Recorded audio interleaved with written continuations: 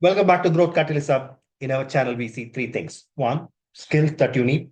Two, productivity. Three, how to turbocharge your career with both of these coming together.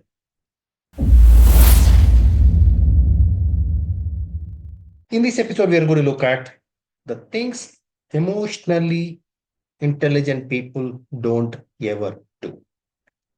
Emotional intelligence, emotional quotient is a very, very important skill in today's life. Emotional intelligence is rated as even more important than the normal intelligence. It looks obvious now, but after lots and lots of research, it is proven that emotionally intelligent leaders, emotionally intelligent bunch of people in the organization are the people who lead the organization rather than the normal intelligent people in the normal sense of the word. Life throws googlies, life throws bounces, and only if you are emotionally intelligent, you have that emotional quotient, you will be able to handle those googlies and bounces that come your way. You will be able to bat out normally, you will be able to bat out dots, even if they are dots for some time, and start hitting for sixes later on. How do you judge for yourself that you are emotionally intelligent? I have 15 things which emotionally intelligent people don't ever do. If you do some of them, check out, maybe you need to go up significantly in your emotional intelligence. Let's start now. They don't take impulsive decisions.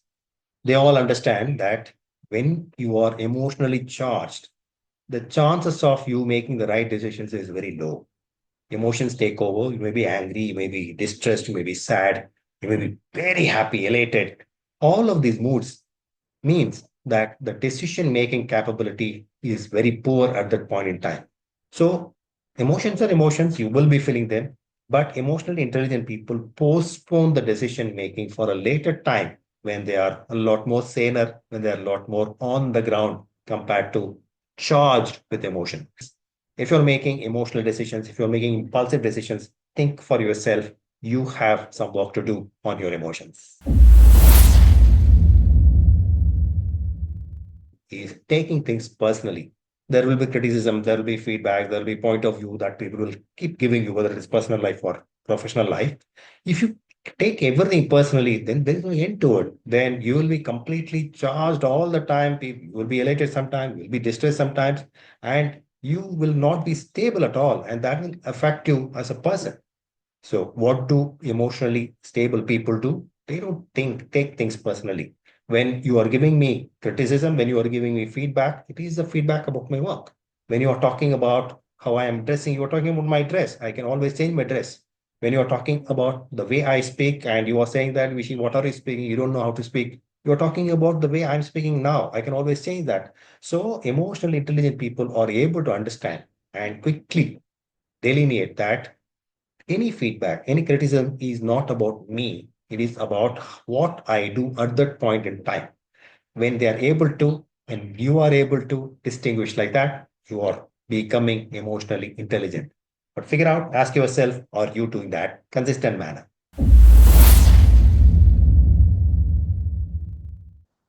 Emotionally intelligent people don't avoid difficult conversations. There will be difficult conversations in personal life. There will be ones in professional life, a lot more in professional life, lot less we engage in personal life, which is also wrong. When you see something going wrong in your office life, the tendency is, should I give feedback? It's not my prerogative. Yeah, it's beyond my pay scale. Why should I even indulge in it? Let it go. That is the first mistake that you will do.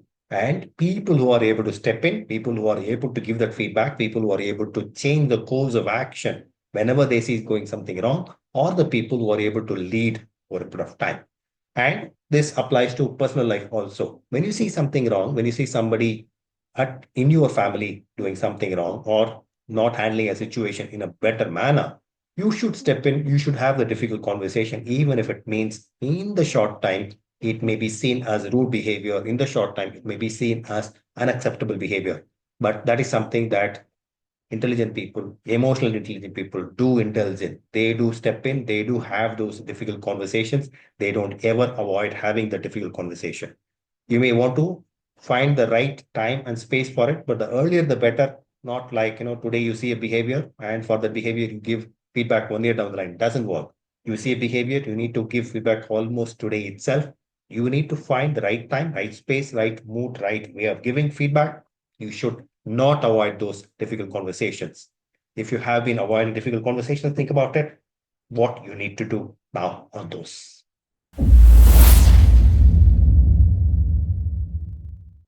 Emotionally intelligent people never stop learning. Everything is a learning opportunity.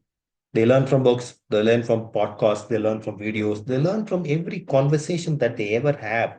It could be personal conversations, it could be professional conversations, but everything is a learning opportunity.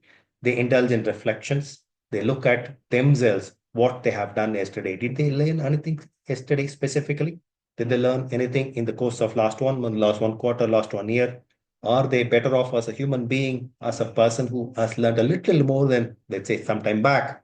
They all reflect in this and learn from every reflection, learn from every interaction. So think about yourself, think for yourself. Are you learning? And therefore, are you being emotionally intelligent person? Emotionally intelligent people compare themselves to themselves. It's not the comparison with others. They never stop learning and they never stop taking their growth very seriously. So I'm after my own better version of myself rather than comparing with somebody else, because that somebody else may be the 200 versions of themselves compared to 1 year back, and they've improved, improved, improved. And if I end up comparing myself with them, where I'm just starting out today, I'll be killing myself. So while it is important to compare yourself to somebody else and look at where that person is and how long it will take for you to catch up with that person, the real comparison happens with yourself. Your version of what you were yesterday versus your version of what you are today versus your version of what you can be tomorrow. Can you be the better person tomorrow? Can you beat that person who's today? At least by 1 degree, at least by 1 percentage point, which will mean that you continuously learn, continuously improve. That improvement is a real improvement, and emotionally intelligent people look after that kind of improvement against oneself.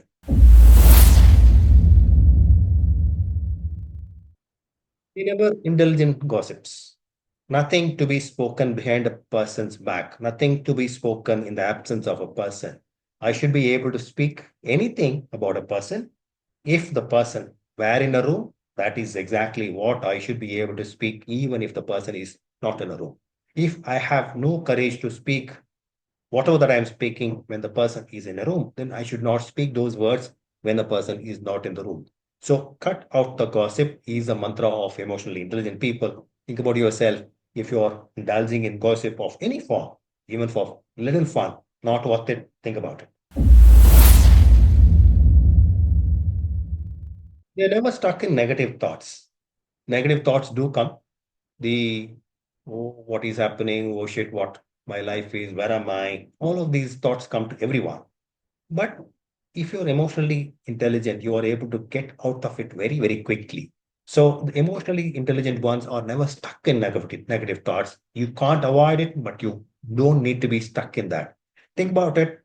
The more you are stuck in negative thoughts, the more it sucks you in, the more energy you lose. And hence, it is very, very important to get out of that thought very, very, very immediately.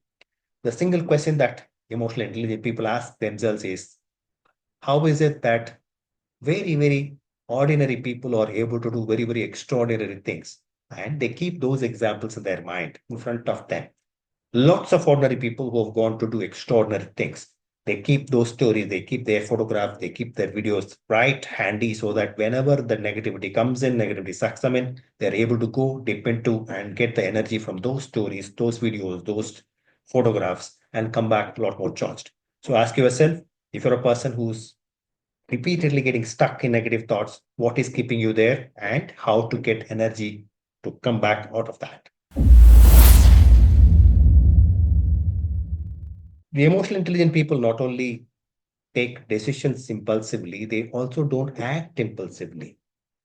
The action in terms of doing something positively or negatively, immediately taking care of something, immediately taking action. They don't do it on an impulse. They think through all the thoughts, all the actions are actually thought through. There is nothing to regret about. So if you're somebody who is a very impulsive person, you need to think about whether what axis, why you are doing it, what axis you need to improve upon, and your emotional intelligence itself you need to think about in terms of improving it.